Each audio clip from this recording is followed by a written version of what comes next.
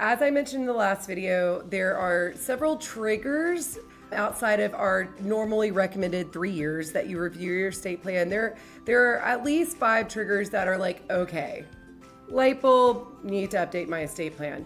The biggest one, of course, is if you have another child. So your will and your living trust both say any afterborn children will be included, great. But we do a kids protection plan. We do emergency guardians, and then we also do minor medical power of attorneys. And for those documents, we need to include your new child. So we definitely want to update that kids protection plan and go ahead and update your trust and your will to include their names as well if you have a new child. If your child reaches the age of 18, very important that we get them some incapacity documents. Now they have to agree to these and sign off on them. And then when they get married, they're going to want to update them because it's probably no longer going to be mama or daddy making decisions for them. Throughout life, once your kids reach a certain age, you're going to probably want to update your estate plan to name them for all the important roles. When your kids are in college, probably not the time to name them as your executor, successor trustee, power of attorney. They're busy and they're still young and they would still become very overwhelmed by this process most of the time. So most of the time, this is not the ages when we want to name them for these professional fiduciary roles.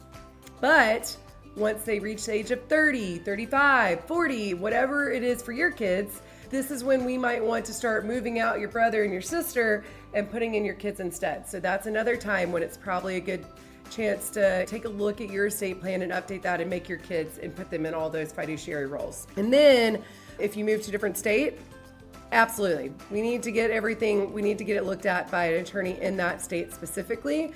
At minimum, your incapacity documents probably need to be updated. If you have a will-based plan, your will absolutely has to be state specific. Otherwise, your estate is going to be probated in both the estate that you pass away in, that you live in last, and then the state that your will was written in. We need to update your will if you ever move. Very important.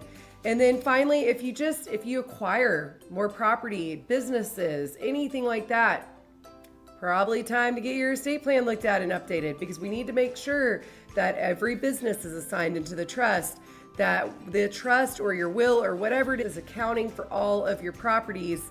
If you sell lots of property and you've listed them specifically in your documents, probably need to update that. So these are all examples of triggers outside of that automatic 3 years that you should probably contact your estate planning attorney and make sure that everything's still where it needs to be.